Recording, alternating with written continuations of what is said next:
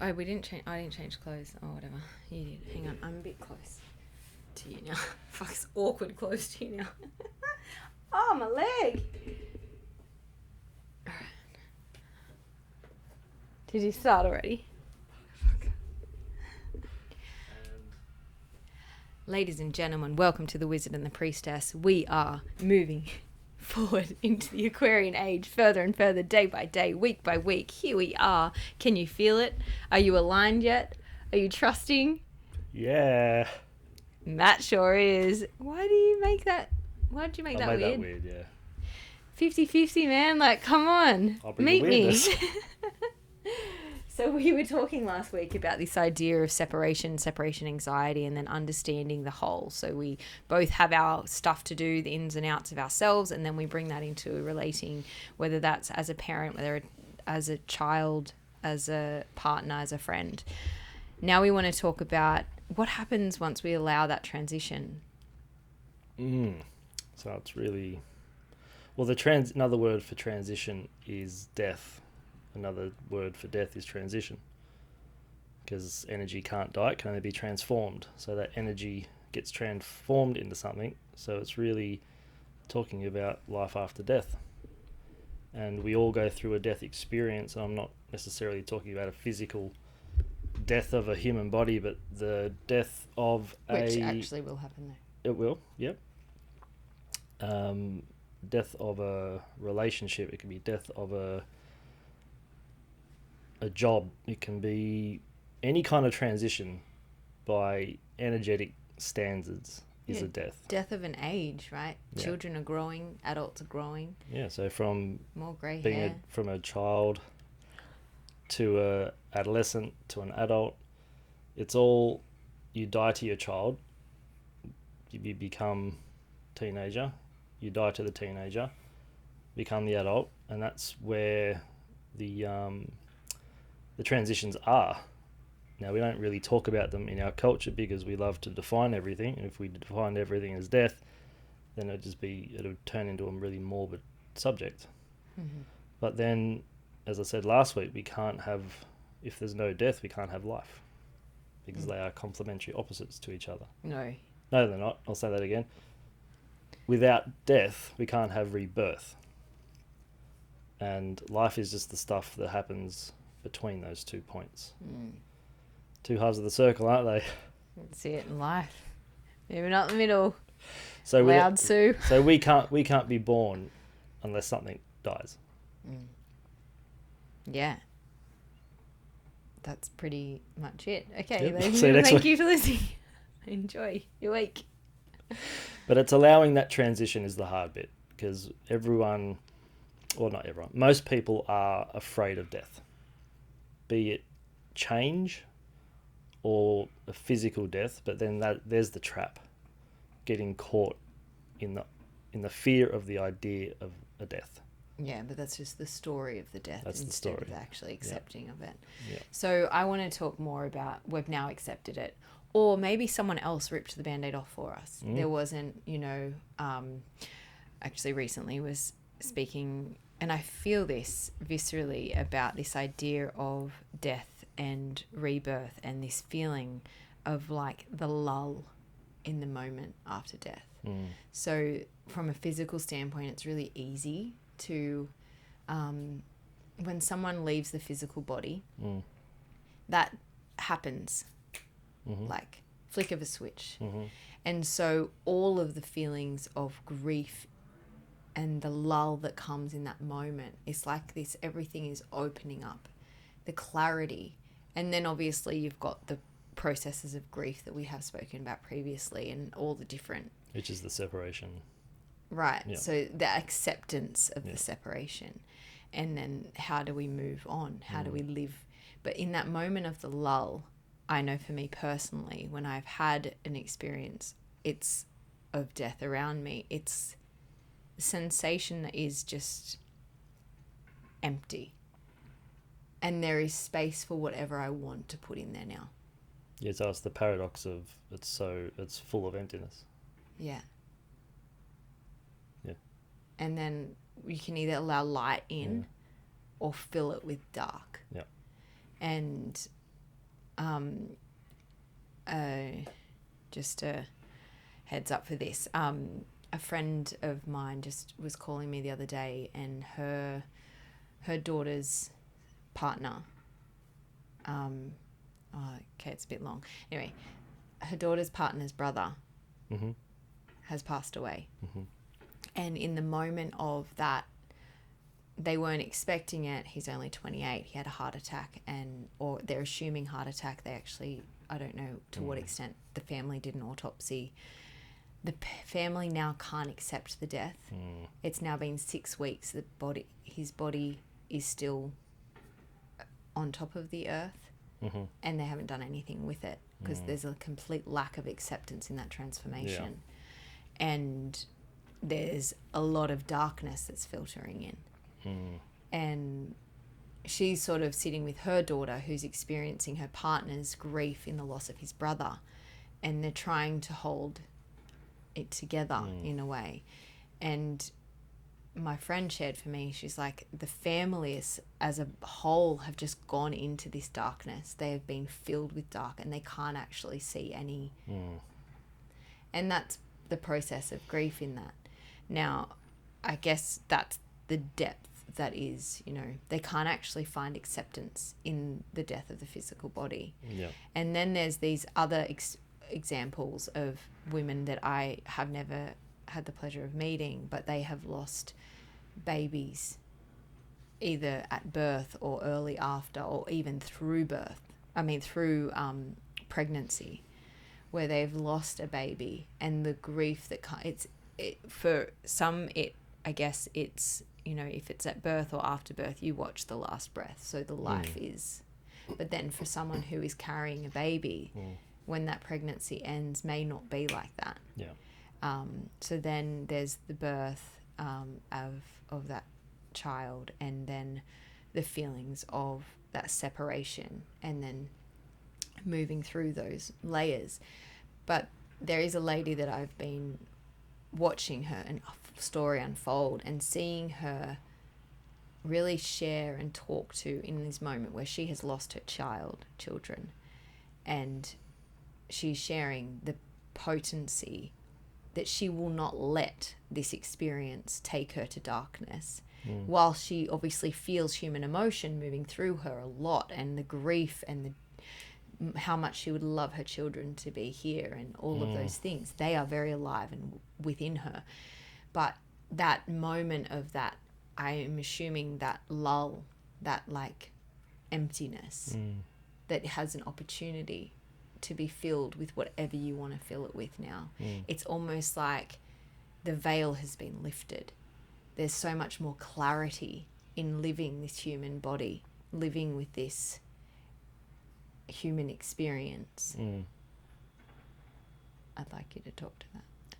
Well, it's a funny thing, because before we have incarnated, the veil hasn't been put down yet. So we are aware that we are all that is. We forget that being human, and being one of the things we take on with being human is accepting that illusion of separation. And the more we get stuck in that illusion, and I guess we get stuck more in that mental mind game of the intellectual self, rather than accepting like the energetics surrounding it. The more we get stuck in that, then the more we open ourselves to the grief, because we are stuck in that illusion of separation. But it's when the death of the physical body, that's when the veil is lifted. So you can even argue that we become more awake when we die, because our consciousness just completely expands. We're not in that narrow width of Humanness, good word. So it's also comes back to our preconception of what happens when we die as well. I don't want to go there just now. But what I'd like you to talk to is the idea of things that the simplicity of life and death, well, death and rebirth aspects. So we're just talking now about actual death of a body. Mm-hmm. Or did you want to touch on, I think you've shared with me once before that you had a death experience. Do you want to touch on that? Sure. Please go right ahead. So I've technically clinically died once. Just one time? For 44 seconds, apparently, where everything stopped. Right. And it... How old were you?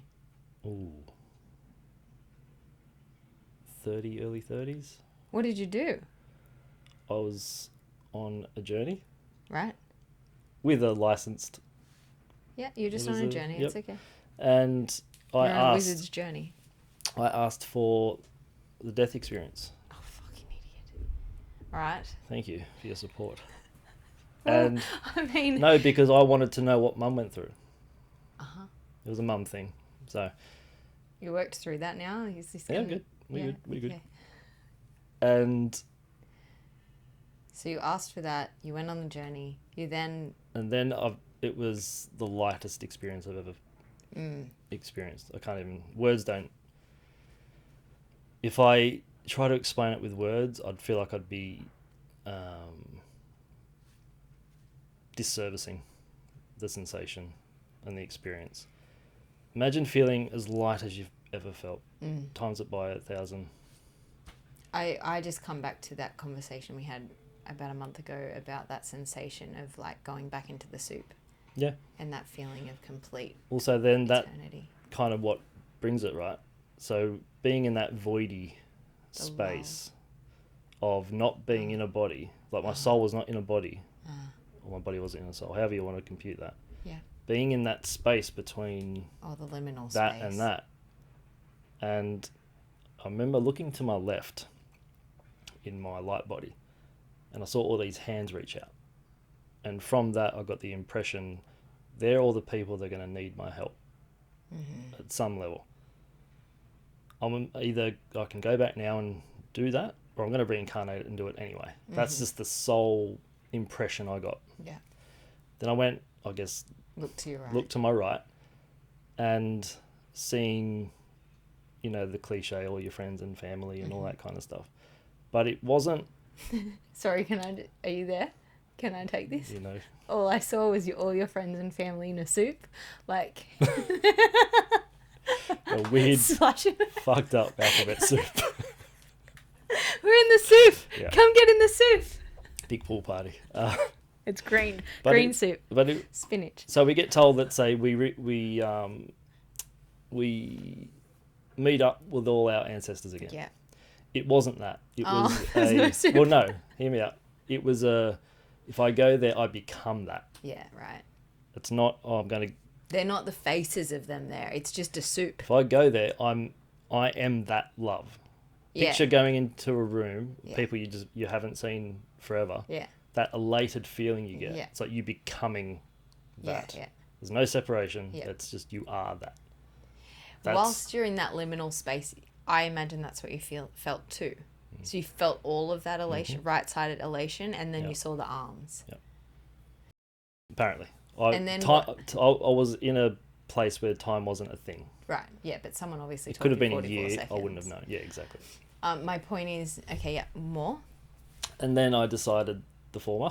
So I decided to come back. But I remember coming back with the, oh, is that what happens? Like, that's, okay, cool. And I grew up Catholic or Christian or whatever it was, and thinking, if you think that we'll say this, you're going to go to hell and whatever. And it's like, that's not remotely even. How it felt for you. No, not even close. And that's what it... So then you're like, fuck it, Well, let's really, get high. It brought a clarity that it's really hard to explain. But for example, when I think of Mum, what she would have went through, I now know what she went through. Okay. Like, I can viscerally feel what she went through. My nan, all these people that have now gone into, let's say, time space. Yeah. it is the only illusion is here. Yeah. Like you go, I can think of mum. I know she might as well just be around the corner. Yeah. So we're good. the illusion is here, Yeah. not there. No. I feel like you need to talk. You need to say something. Drop. No, it's just magic. I think I'm just stuck in that feeling. I'm just like feeling that sensation, and I think that when we maybe it is through the sensation of these big emotions like grief, for example, that there's space being created to transport us to that liminal sensation of elation that allows us to really hone in on the bigger picture of the illusion. And that is why when we have done a little bit of self-work, a little bit of opening into the spiritual realms of what is, that we can cultivate that here now. Anytime. Instead of sitting, Yeah. instead of it being like, on the deathbed, I said this, like, I actually quite like those things when you speak. I love speaking to my grandparents about things like that. And I have, two sets of grandparents. One grandparent is passed, and then I have my father's parents are still alive, and my mum's still alive. And when I speak with my mum's mum, she's like the same, had very similar experience. She's like, death looks easy. She said to me when I thought she was going to pass earlier this year, and she said to me that it was just so peaceful. It's just so simple, so easeful. She's like, I could see it now. Now I'm not afraid. Now I know that there's nothing to be afraid of in that. But she's like, I don't want to go yet because I want to be here now. And then whereas my father's parents, hey grandma, I can sense that they are fearful. But they're also, it's sort of it's a weird feeling because they're fearful of that transformation because they want to be here now, because there's so much good for them. They've got great grandchildren. They're still enjoying themselves. There's so much joy here still. But their bodies are breaking down. They're now, they're like, our lives are just doctor's appointments. And give them, like, say, it must have been about 10 years ago when they were in their early 80s or 80s. How old are they now? 90s. 90s. That we would talk about how, like, I was, just come out with questions. And I think at that point it felt okay to ask these questions. Now it feels a little bit less okay, because if I'm going to ask them, how do you want to be, how do you want to be ritualized, or what is it called? How do you want to be revered after death? What do you want to do? What do you want to happen? When I asked those questions in their 80s, they were like, we just want to go to sleep one night together and both not wake up. Like that. Then there's only the anguish of the people. They don't have to deal with not having each other. And I think it will happen like that when the time comes. Or like most love stories, one passes and then not so soon after the other passes, which I feel is so, like, just such a beautiful thing to happen if it's meant to be that way. I hope that's their journey. Yes, and my point is that there's these two different sides, right? There's one person sitting in the like, oh, wow, okay, I can go there now, but I'm happy to be here. And the other journey is, I mean, I'm sure there's moments that that's not the case, but then there's the journey of my body's breaking down. My life is just doctor's appointments. My life is what is it come to? And then, I don't want to go over there with snotty children because I'm like, oh, I don't want you to get a cold. So, it's sort of like, okay, whether you believe in germ or terrain theory, either way, but like, I just don't want to be the thing that creates any sort of fuzz on that. But my point is that... Sorry, finish your point. Well, what I was going to go to is just that liminal space when you've experienced grief, opening up to that emptiness. Yeah. And that doesn't have to be in the full body way. It doesn't have to be someone actually dying. It's just the death of something. Yeah. And in the death of something, there is this, what I see is that it's like, it's an opportunity of emptiness, an opportunity of spaciousness that you can fill. And can you talk to that, or do you want to talk to something? Well, I was just going to say, it's like the silence after the song, that just immediate nothingness. Mm. And as you're saying, it can be translated into relationships with a person, a place, a thing. Mm. Any change is arguably a death. And in that death process, yeah, it can hurt. Absolutely. Regardless of how big or small it perceptively is. I don't think there's a quote unquote technique that you can use that's going to do it Yeah. and fix it or help it or whatever. Mm. But if we can be brave enough to sit with it and, as I said last time, allow it to move through you, not from you, then yeah, you might have a scar.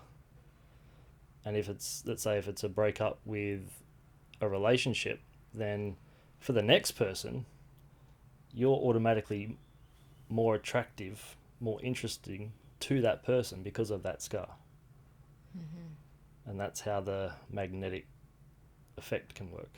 Is that like the first husband, second husband, first marriage, second marriage kind of? Well, it can be, yeah. But it's moving and allowing that experience to move through us. Yeah. And not get caught in this was my forever person place thing and now it's not, so I don't know what to do with myself because maybe I lost my identity in that, and now that's gone, so I don't know who I am anymore. But then there's a huge potential in that. I can be whoever I want now. Yeah. That's the ultimate freedom. Yeah. But I think we're partially wired to focus on the grief and just stay there and because everything's so hard. Like, I know we know that life is not always easy, but I would say that life can be very easeful if you choose it to be. Yeah. And we get a choice every time when we're met with our lions and tigers and bears, or we're met with actual physical life lions and tigers and bears. What do you mean? It's going to be like what I thought you were going to say. Yeah, there it is. Like, when we're met with those moments, we get to choose, and I think that's something really powerful and potent in making a good choice and being in a really good clear position to make that choice and I think even to choose light. Even if it is the choice and we can only make the decision based on what we've already got, and it might be, let's say, the wrong choice, quote unquote, then not beating ourselves up about that. Yeah, for sure. Say, well, I didn't know what I know now, so I'm going to let myself off the hook, and I'm wiser for it now. Yeah. And I had to go through that catalyst of change. We all go through a catalyst of change. Yeah. Be it pre-incarnative choices or whatever your ideology is. Yeah. And unfortunately, a lot of those catalysts are quite painful in this experience. But essentially, it's... Oh, stopped.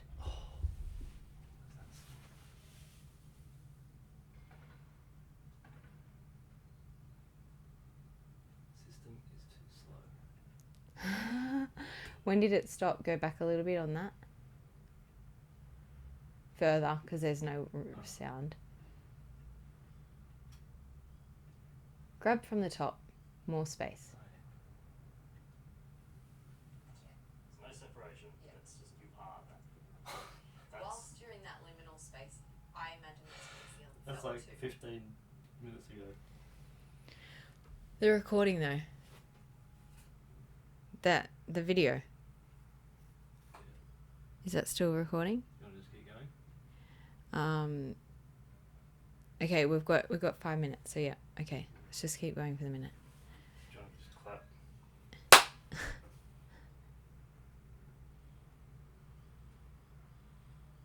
Go. Yeah? Hello? It doesn't seem... Oh, yeah. We good? We good. Sorry, Barris. Okay, yeah. Oh, hang on. I can convert that to audio. That video. one. And then it can be squished in. Yeah. What were you going to say? No idea. You The need- catalyst. Yes. So the catalyst, we all go through a catalyst.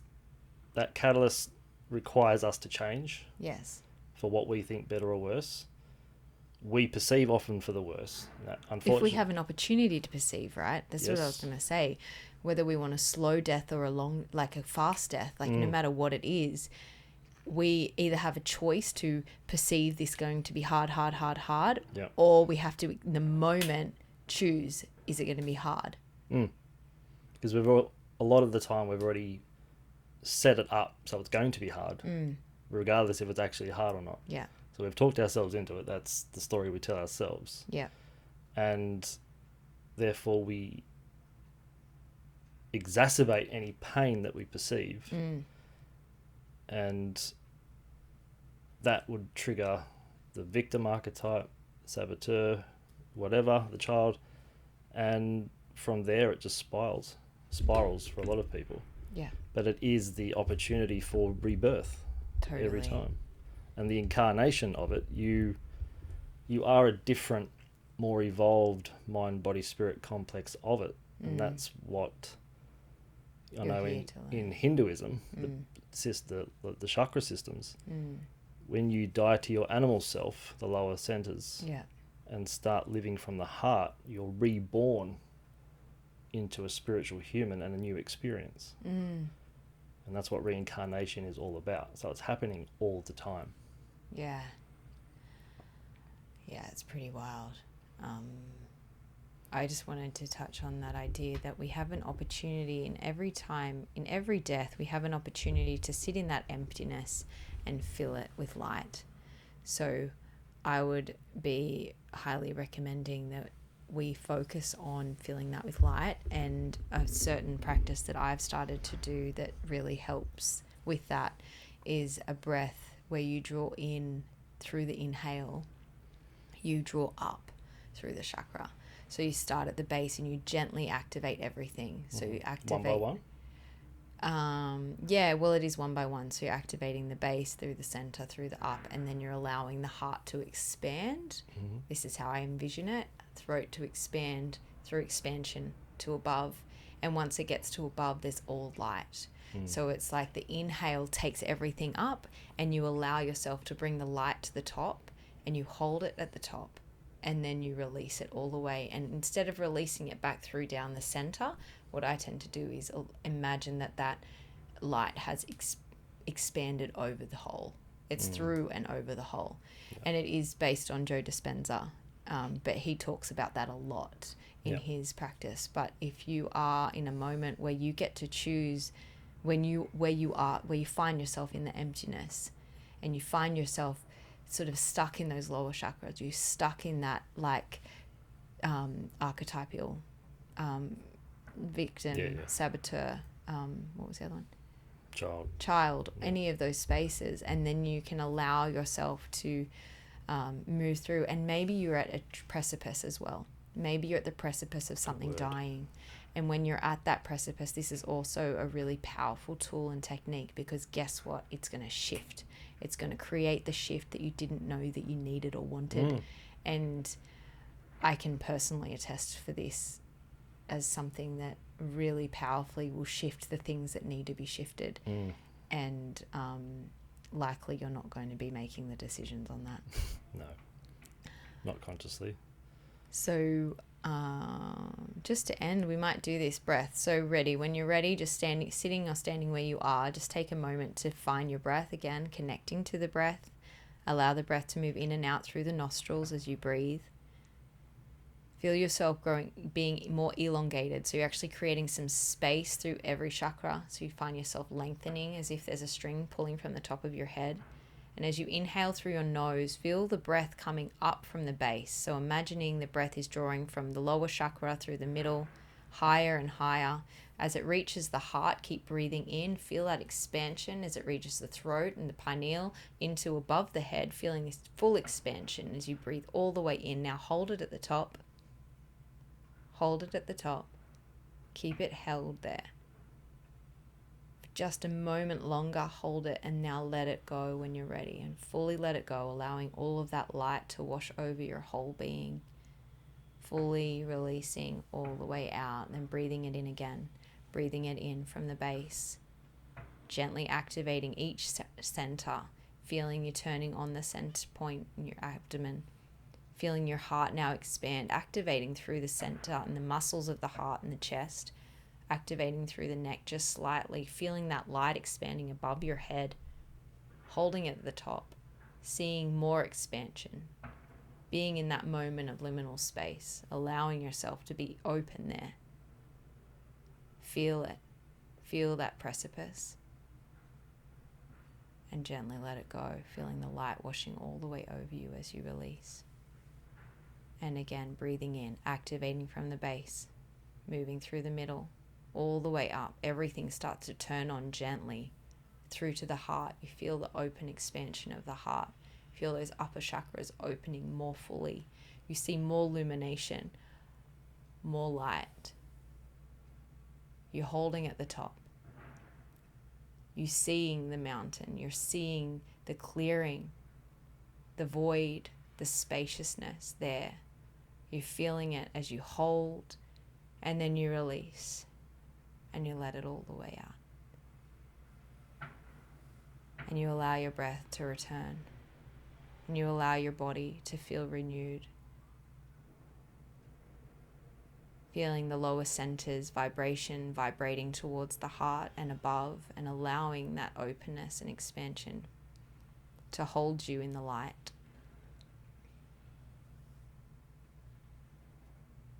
And now go in peace. Enjoy the rest of your day. Namaste.